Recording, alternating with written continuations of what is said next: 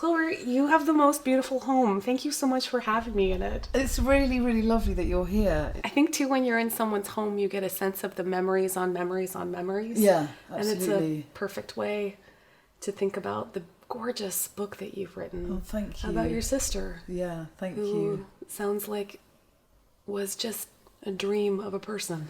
She was a really, really extraordinary person, and even saying was, even that thing of talking about her in the past tense. I mean, I do obviously, but she, and sometimes I feel that since her death, after the first year, that almost her presence becomes, when you're in a kind of tsunami of confusion and emotional chaos, really, aren't you? That now I feel her presence sort of pulsating in a really more and more positive way. I mean, it will be coming up for 4 years this year, and it changes the process of grieving for her, and then living with her, I suppose, with her death and yet her presence at the same time becomes a bigger and bigger thing for me, and it becomes richer and more interesting and more beautiful and sometimes more painful, but yeah, it's just there. She's there. What was she like when she walked in a room? She was Nell had her own circus, I mean, that first of all tells you that we're talking about quite an unusual person.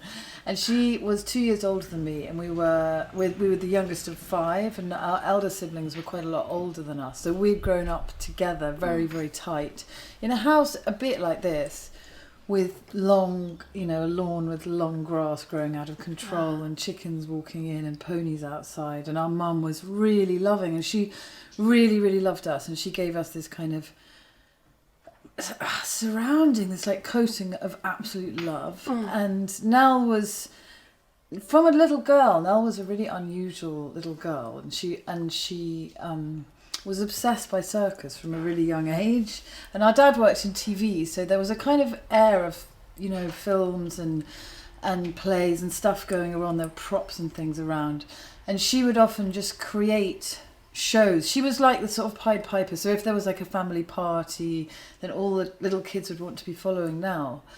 And then when she finished at university, she was determined to have her own circus, so she went off and joined smaller circuses, like making popcorn and candy floss, and then she graduated to ringmistress and riding horses. And then in about 1999 she started her own circus, which became a very successful thing. So she was also like a massive diva. She wasn't a easy person to be around. She was a true artist and an incredibly creative person. So when you say what would it be like if she walked into the room, she was very serious and quite shy, but it would be as though she filled the room. Her presence and what she was doing filled the room. We were so close. We could have huge rows, like violently huge rows, but because we were so close, within a day, we'd be picking up and talking about plans to meet up with our kids and have a picnic or just chatting. And I miss so much the feeling of being able to connect with her over things that nobody else understands. And we went through a lot of deep trauma as young people.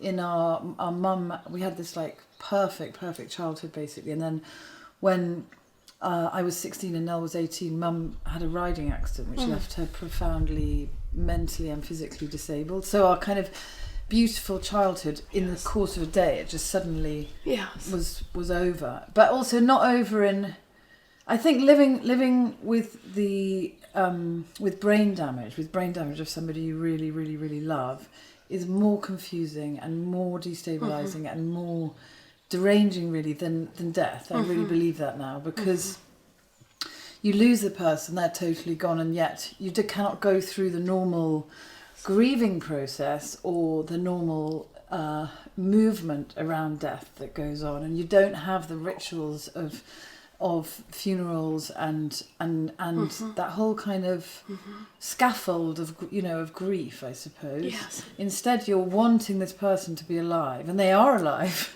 but they're not there. She wasn't there at all. So and Mum remained in that state for 22 years. So, and I think that made me and Nell like as adolescents, we had this really strange adolescence of living in a big house, and our dad was away working because he had to pay for the whole thing, and support us because we were kids still.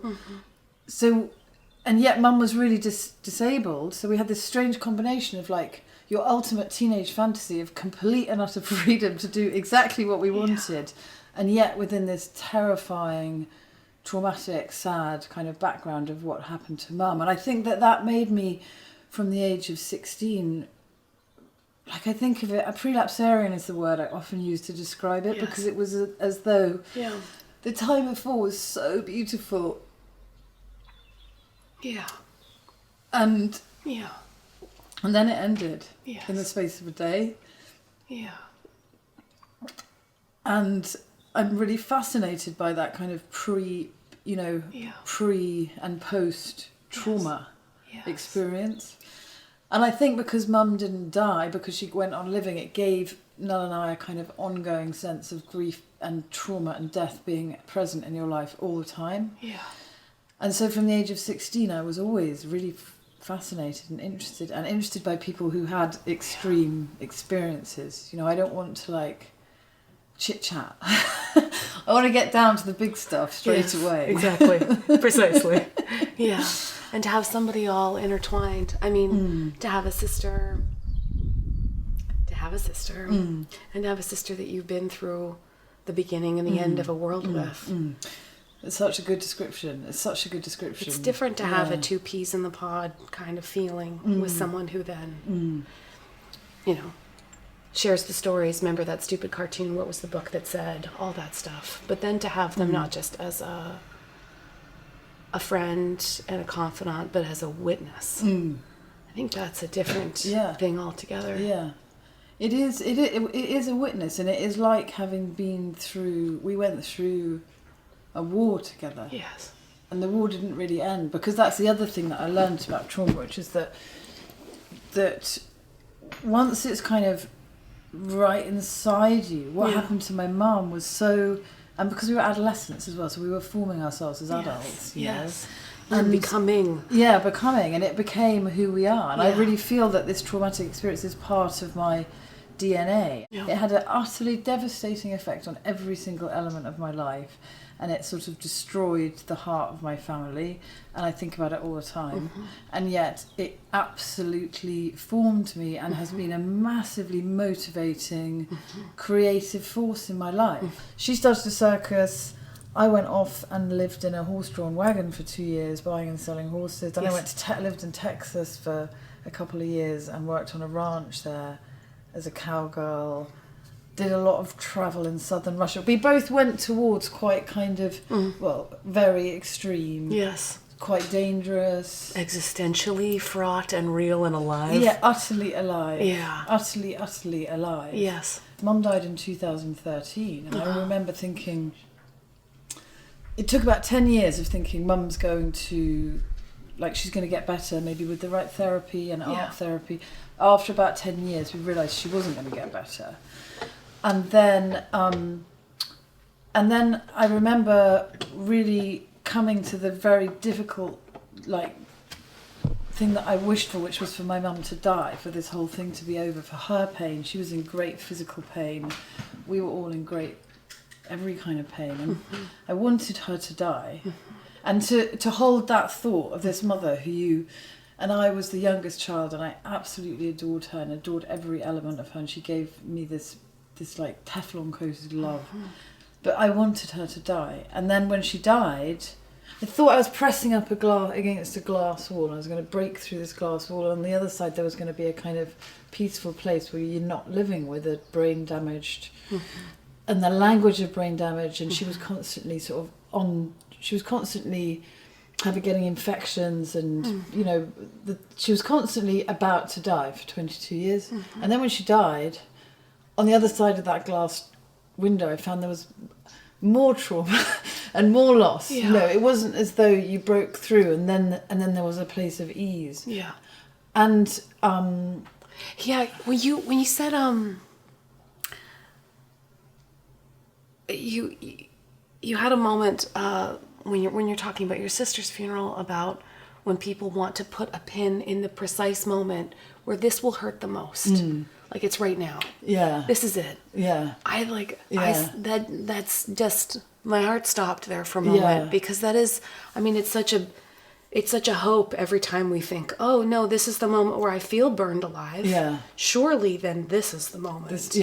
And it's part of, I mean, I think it's part of what our minds and our hearts are doing, where we say, like, I've summited this mountain, it can finally go down. Yeah, but actually you realise there's another that's one. Right. We're like, wait, another one. Exactly. And that realisation is so valuable.